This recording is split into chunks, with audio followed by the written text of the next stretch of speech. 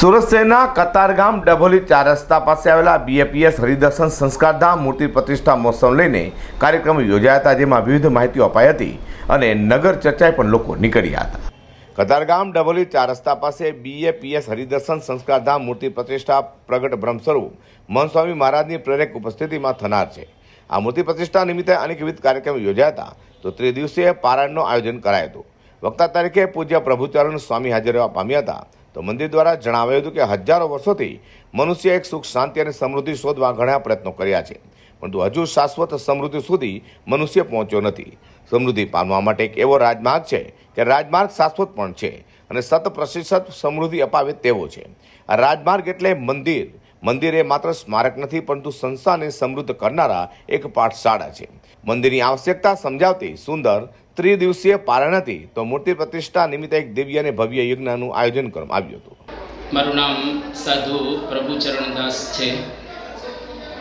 અહીંયા આગળ હરિદર્શન સંસ્કારધામની મૂર્તિ પ્રતિષ્ઠાનો દિવ્ય અવસર, જે નિમિત્તે 5 દિવસનો ભવ્ય અને દિવ્ય પ્રોગ્રામ હતો, જેમાં 3 દિવસ પારાયણ સુંદર રીતે યોજાયેલી હતી, જેનો વિષય હતો સમૃદ્ધ સંસારનો સાર મંદિર. એટલે કે મંદિર દ્વારા સમગ્ર વિશ્વની અંદર ખૂબ સમૃદ્ધિ અને શાંતિ ફેલાય એવો પારાયણનો પરમ હેતુ હતો.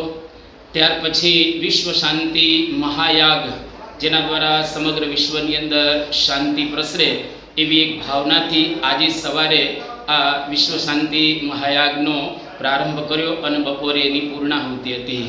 અને ત્યાર પછી આજનો આ 12 તારીખનો દિવસ, જેની અંદર અક્ષર પુરુષોત્તમ મહારાજ તથા ગુરુ પરંપરા એટલે કે ભગતજી મહારાજ, શાસ્ત્રીજી મહારાજ, યોગીજી મહારાજ, પ્રમુખ સ્વામી મહારાજ અને મહંત સ્વામી મહારાજ, એમની પ્રતિષ્ઠા વિધિ પૂજ્ય ભક્તવત્સલ સ્વામીના વરદ હસ્તે કરવામાં આવી છે.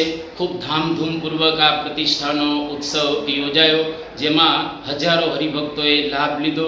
લગભગ 5000થી વધારે ભક્તો, ભાવિકો આ પ્રતિષ્ઠા નિમિત્તે મહાપ્રસાદ બધાએ અંગીકાર કર્યો.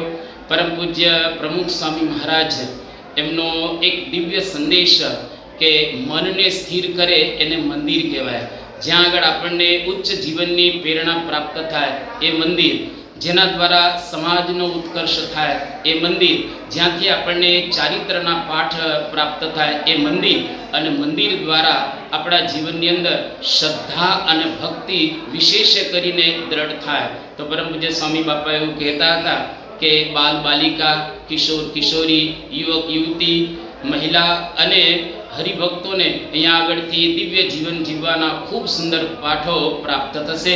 વધુમાં મૂર્તિ પ્રતિષ્ઠા નિમિત્તે એક ભવ્ય અને દિવ્ય વિશાળ નગર યાત્રા નીકળી હતી, જેમાં અક્ષર પુરુષોત્તમ મહારાજ અને સંતો તથા પુરુષ હરિભક્તો, મહિલા હરિભક્તો તેમજ બાળકો તથા યુવાનો મોટી સંખ્યામાં જોડાયા હતા.